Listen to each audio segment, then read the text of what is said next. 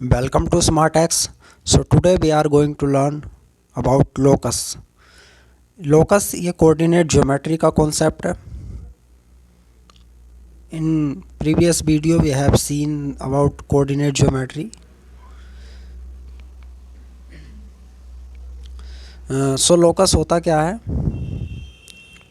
Coordinate geometry में हर chapter में use होगा. When a point moves in a plane means 2D या 3D coordinate system. 3D chapter जब पढ़ेंगे तब 3D में बात करेंगे. अभी लोकस को हम जितने भी चैप्टर्स है कोऑर्डिनेट ज्योमेट्री के 2D में ही पढ़ेंगे. When a point moves in a plane under certain geometrical conditions means ये ज्योमेट्रिकल कंडीशंस का मतलब है ये कुछ स्पेसिफिक पाथ में ही पॉइंट मूव करेगा. मीन्स ये पाथ रिस्ट्रिक्ट होगा इन कंडीशन से, मतलब इनके बाहर नहीं जा पाएगा ये. सो it will trace out a path और इसी पाथ को हम कहते हैं लोकस. अब ये पाथ जो है लोकस, ये सर्कल भी हो सकता है, पाथ का हो या लोकस का हो एक ही बात है. सर्कल भी हो सकता है, पैराबोला भी, हाइपरबोला भी, या एक स्ट्रेट लाइन भी हो सकती है, या फिर इलिप्स भी. जितने भी हमारे कोनिक सेक्शंस हैं उनमें से कुछ भी हो सकता है. Equation. So what is the equation of locus?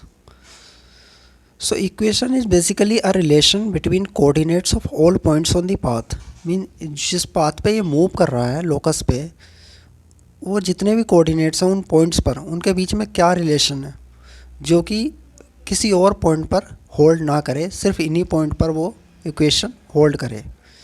Means equation जो सेटिस्फाई होगी सिर्फ इन्हीं पॉइंट्स के लिए होगी जिन पे लोकस है. सो इसी को कहते हैं हम इक्वेशन ऑफ लोकस, जो रिलेशन आएगी कोऑर्डिनेट्स के बीच में. Okay. So no other points except those lying on the path. सो इस रिलेशन को क्या कहेंगे? Equation of locus. ये रिलेशन होगी in the form of equation in two variables x and y. Okay. हम उसमें जितने भी ये कोऑर्डिनेट्स हैं लोकस के एक्स और वाई पुट करेंगे तो इक्वेशन सेटिस्फाई करेगी. How to find. अब इक्वेशन को फाइंड कैसे करेंगे हम? सो जो स्टेप 1 है वो है, हम कोई पी पॉइंट मानेंगे, let's say P point locus पे, जिसके कोऑर्डिनेट्स हम असाइन करेंगे एच कोमा के. ओके. लोकस पे ये एनी पॉइंट है पी, जो भी पाथ है उस पर कोई भी पॉइंट पी. सेकेंड स्टेप है हमारा, जितनी भी गिवन कंडीशंस हैं, ज्योमेट्रिकल कंडीशंस जो गिवन होंगी हमें क्वेश्चन में, जो बताएंगी पाथ को रेस्ट्रिक्ट करेंगी कि उसी पाथ में जाना है, नोन या अननोन पैरामीटर्स जितने भी होंगे उन कंडीशंस में, उनके बीच हमें एक रिलेशन फाइंड आउट करनी है इन the form of equation. Okay. जब क्वेश्चन सोल्व करेंगे हम तब ये चीज़ थोड़ी ज़्यादा क्लियरली समझ आएगी. अभी बस इतना देखो कि क्वेश्चन में जो भी गिवन है उसको उन पैरामीटर्स के बीच में रिलेशन फाइंड करनी है. और स्टेप 3 है eliminate the parameters. It means जो पैरामीटर अननोन है, जो अननोन पैरामीटर्स जो हमारे खुद के होंगे एजम्पशंस पे बेस्ड, उनको हम एलिमिनेट कर देंगे उस इक्वेशन में से जो हमने स्टेप 2 में बनाई थी. और अब इक्वेशन बचेगी सिर्फ 3 चीज़ों में, एच कोमा के और नॉन पैरामीटर्स में. नॉन पैरामीटर्स तो गिवन है तो उनको कोई वो उनमें रहने दीजिए इक्वेशंस को, उनको हटाने की ज़रूरत नहीं है. और एच के को लास्ट स्टेप में एक्स कोमा वाई असाइन कर दीजिए. सो अब जो फाइनल इक्वेशन आएगी that will be equation of locus. Okay. So यही था लोकस का कॉन्सेप्ट. लोकस की इक्वेशन कैसे फाइंड आउट करते हैं, लोकस होता क्या है. सो अब क्वेश्चन देख लेते हैं. जैसे question 1, the ends of road of length L, road की लेंथ एल है, move on 2 mutually perpendicular lines. तो ये एल है, ये नॉन पैरामीटर है. मीन्स ये गिवन है लेंथ क्वेश्चन में, तो एल की हमें वैल्यू पता है कि वो एल है, लेंथ की वैल्यू पता है कि हमें एल है. Find the locus of the point on the road. Means road के ऊपर पॉइंट है लोकस का, विच divides it in the ratio 2:1. सो जो दो म्यूचुअली परपेंडिकुलर लाइंस हैं, हम इनको एक्स और वाई कंसिडर कर लेंगे।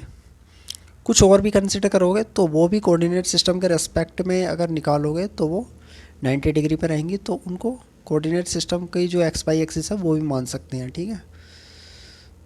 इक्वेशन सेम ही आएगी अगर आप कुछ और भी लोगे तो। सो इनके कोऑर्डिनेट्स असाइन कर दिए हमने। लेंथ रोड की एल है। सो एक पॉइंट है पी रोड पे, उसका लोकस फाइंड आउट करना है हमें। जब ये रोड मूव करेगी तब ये पॉइंट पी कैसे मूव करेगा, तो पॉइंट पी जैसे भी मूव करेगा वही लोकस होगा। अब वो क्या चीज़ बन के आएगी वो डिपेंड करती है ये रोड कैसे मूव कर रही है, ठीक है। तो ये जो कंडीशंस दे रखी हैं इसी के अकॉर्डिंग रोड मूव करेगी, तो पी जो मूव करेगा वो किसी स्पेसिफिक लोकस में मूव करेगा, जो कि हमें फाइंड आउट करना है।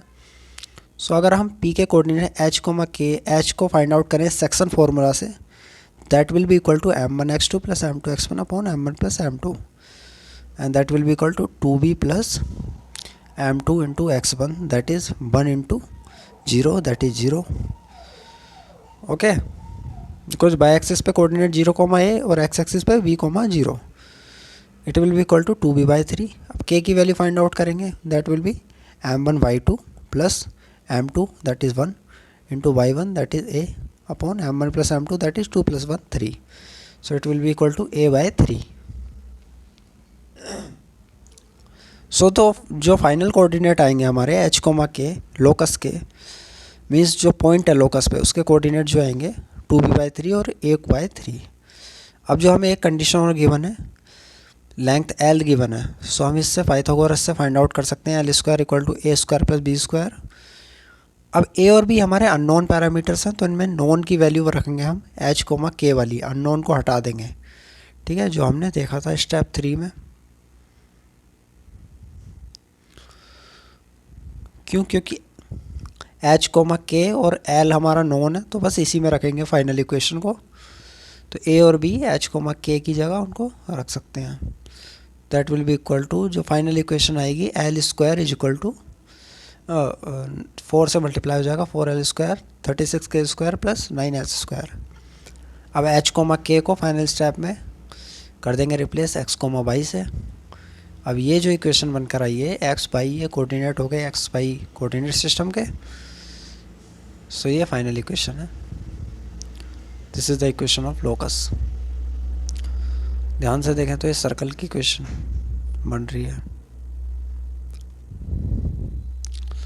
सो अगर आपको किसी भी टॉपिक पे वीडियो चाहिए तो जस्ट कमेंट बॉक्स में लिख दीजिए, हम उस पर बनाएंगे ज़रूर। Okay, thank you so much.